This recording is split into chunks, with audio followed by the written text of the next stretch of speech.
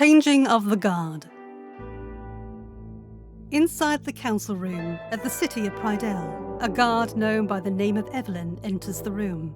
Most guards wear medals they've earned on their leather chestplate. Not only does Evelyn wear no medals, she also wears a metal chestplate. Instinctively, her blue eyes quickly scan the room to see the captain of the guards, Lincoln, sitting in one of the chairs. Lincoln's violent brown eyes flash at Evelyn. Ah, Evelyn. I wonder why you're here. I got summoned here by the king himself. And I as well. Lincoln rubs his right hand through his brown hair. Due to his age, it's beginning to lose colour. Most guards have short hair, but due to Lincoln not seeing battle as often as he used to, his hair has started to grow longer than he would normally allow. I think you might need to get your hair cut. One would be wise not to question their superior. I'm sorry, Captain. Lincoln leans back in his chair, trying to understand why both he and Evelyn have been called to a meeting with the king. His leather chestplate is covered with the medals he's earned over the years. The medals aren't the only sign of his past. His black skin is covered in small scars. The one he's most proud of is the one right across his face, dangerously close to his left eye. I don't suppose you know what this meeting is about? I didn't question it. It's not my place to question the king. Well, if we're both here, I reckon it has something to do with the guards. Hopefully good news. I doubt it would be bad news. I always make sure the guards are working their hardest. The door opens, and the servant Tybalt enters, holding the door open for King Alexand Reed, who is followed by Oculi.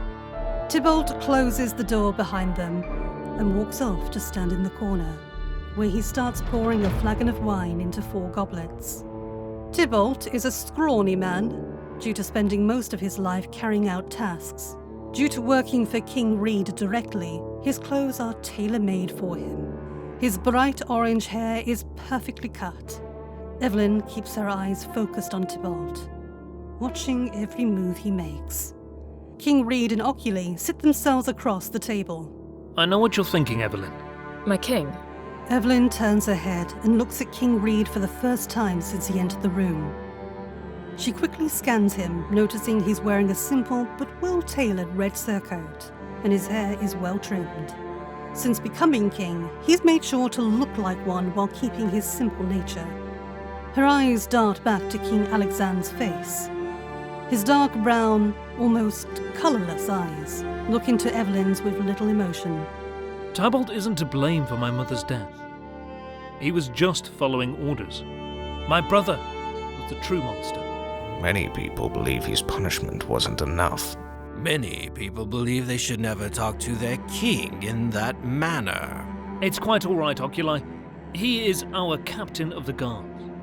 I'm well aware that many wanted him to be executed. That is not the Temas way. He will live out the rest of his days at the pit, just like every other criminal the realm has to offer. King Reed turns his head towards Evelyn, who is still fixated on Tybalt. Evelyn, you may ask me any questions you have. It's quite all right. Why didn't Tybalt get sent to the pit with your brother?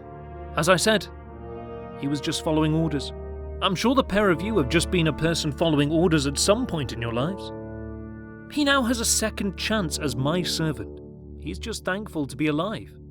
I did make sure he didn't go unpunished. What was his punishment? I removed his tongue. Now, down to business. Tybalt comes up to the table, serving the goblets of wine. Alexand picks up his goblet and raises it. The other 3 guests follow his lead. To the future of Temas. To the future of Temas. Everyone at the table drinks their wine and places their empty goblets back on the table. I'm sure you're both wondering why I gathered you here. Now that I'm king of Temas, I plan on making a few changes to help achieve my vision of the future. I want to start furthering our training, so all our guards work as one. I want 10 of our guards to be able to take on 100 poor souls. We will start in Prydell, and if the results prove effective, we'll have all the warriors across Temas perform the same training. Of course, my king. I would be more than happy to start training the troops. Actually, Lincoln, you've been an excellent captain, How long have you had this position now? 14 years? Yes, 14 years. You've done amazing work. However, I'm not sure your body will be able to handle this new training. It is beginning to get a little past its prime. Last thing I want is for you to have a heart attack. I plan on having Evelyn here as the new captain of the guards. Is 2 weeks long enough to pass on your skills? Sire, this is ridiculous. I'm not past my prime. I'm currently in my prime, thank you very much. No guard has ever managed to defeat me in combat training. Not even Evelyn here. She hasn't even given me a scar. She's a woman, for crying out loud. Too much compassion. She has no place being captain. Thanks to her compassion, an innocent man didn't get sent to the pit. If it wasn't for her compassion, my brother would be king. We'll all be ruled by a murderous lunatic. Evelyn here is the best person for the role. Lincoln abruptly stands up from the table, his anger bubbling under the surface, forgetting he's talking to his king. Mark my words, you'll regret this decision. Lincoln storms out of the room, slamming the door behind him. I'm sorry about that, Evelyn. It's quite all right, my king. Please, call me Alexander. I was hoping Lincoln would pass on his knowledge to you, but after his outburst, I doubt he will. I'm sure it won't take me long to find my feet. Good. The training, as I mentioned, I would like our warriors to fight as one. You have command over this. Feel free to change the designs of the shields, weapons, whatever you think will help. No one in the realm should be able to rival our battle tactics. I will give it some thought, and try some new fighting styles out to see what works. Excellent! Now, Oculi has a potion he'll like to show you. Thank you, Alexand. Oculi leans forward, resting on the table. His dark grey hair messily falls down to his shoulders. Due to rarely leaving his store, his skin is extremely pale. His clothes are little more than rags. Since he spends most of his days brewing potions, he's used to wearing clothes he can get ruined. Oculi pulls out a small vial from one of his pockets. He holds it up to the light, showing off the thick, bland grey liquid inside. His glossy silver eyes light up, admiring his work. The guards should drink 1 vial every morning with breakfast, including yourself.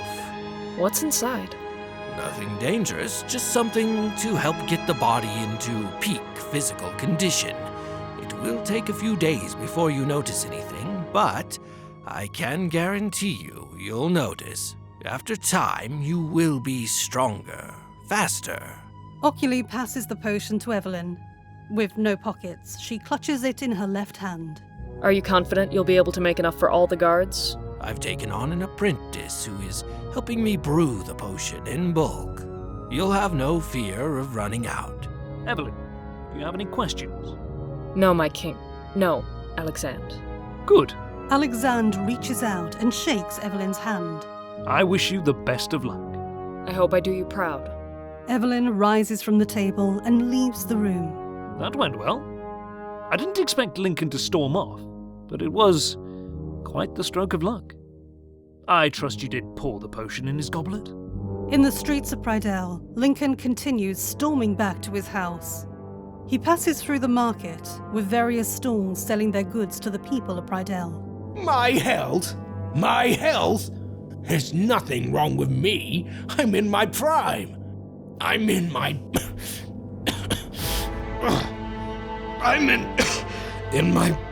prime. Oh dear.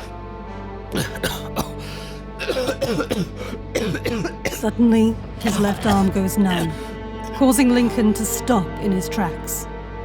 His right hand clutches his chest, and his heart starts beating faster and faster, feeling as if it's about to explode. Passers-by look at Lincoln, but don't get too close. They all watch as he falls into the dirt, the wet mud staining his medals. He crawls about in the muck, no one coming to his aid, as his heart fails him. Back inside the council room, Tybalt emerges from the shadows. I gave him the exact amount Oculi instructed. Good. We have much work to do. Thanks for watching.